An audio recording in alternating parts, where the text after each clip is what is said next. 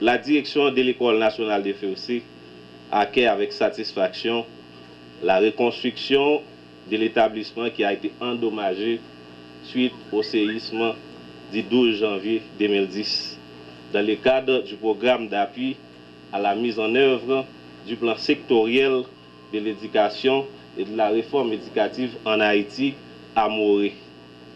La cérémonie inaugurale des nouveaux bâtiments flambant neufs témoigne de la volonté de l'État haïtien de moderniser les infrastructures scolaires du pays.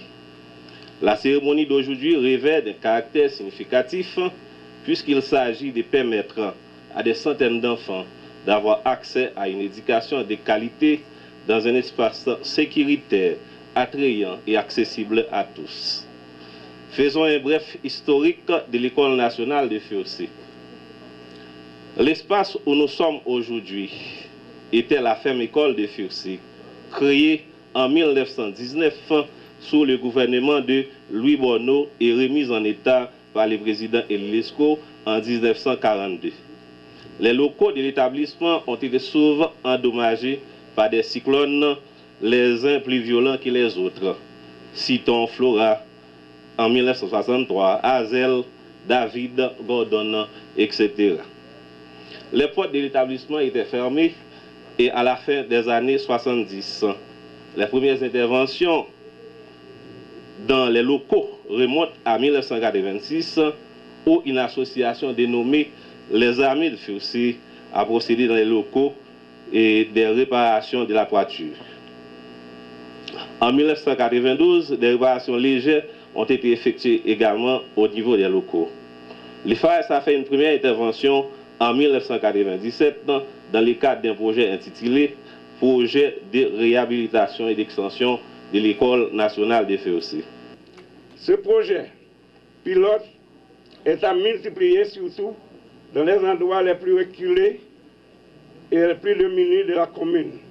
Bernard, Maroutière, Coteau, Nancy-Well et Bongard.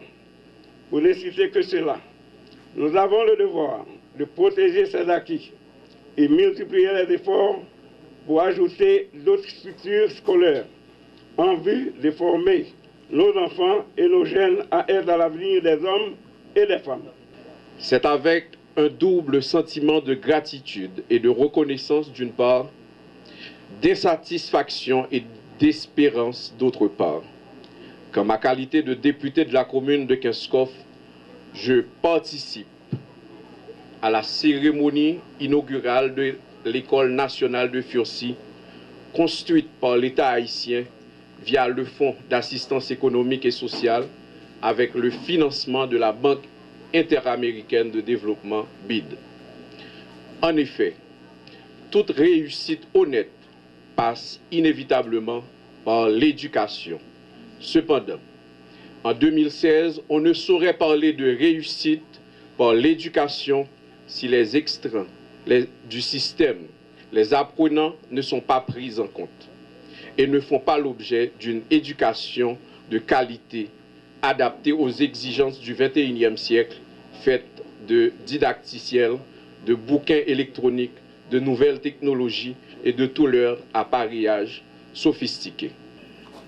La construction de cette école fait partie de la première composante, de la première des 4 opérations d'éducation financées par la BID et ses cofinancements en vue de supporter les efforts du ministère de l'Éducation nationale et de la formation professionnelle dans l'amélioration de l'accès à l'éducation dans le pays en augmentant l'offre publique d'éducation. Elle témoigne aussi de la volonté de tous les acteurs ici présents de travailler au développement et l'épanouissement des enfants du pays qui représentent le renouveau et la pérennité.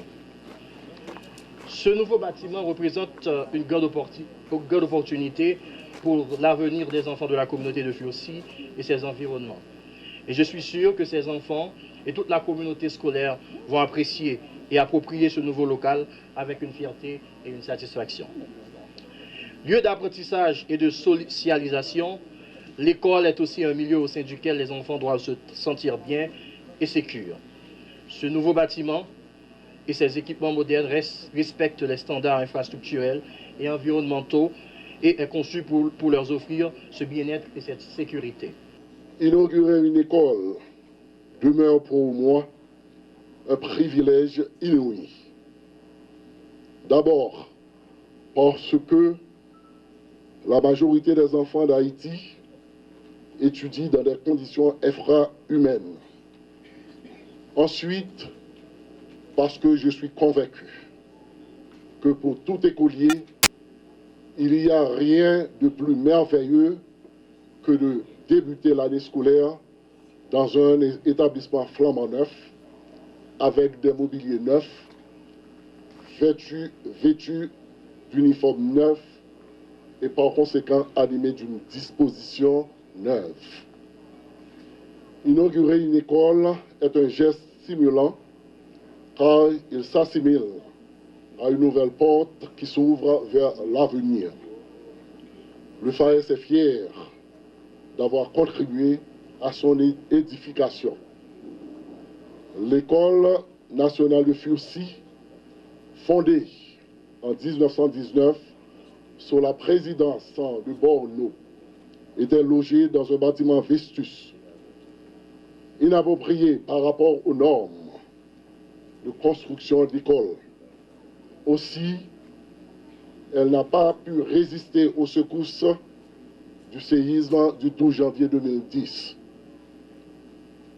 Dans le cadre du programme d'appui à la reconstruction du secteur de l'éducation, ORSE, financé via la Banque interaméricaine de développement par le gouvernement canadien, le FAES sollicité comme organisme d'exécution pour la reconstruction de ce patrimoine centenaire a, malgré les difficultés, réussi à lever le défi.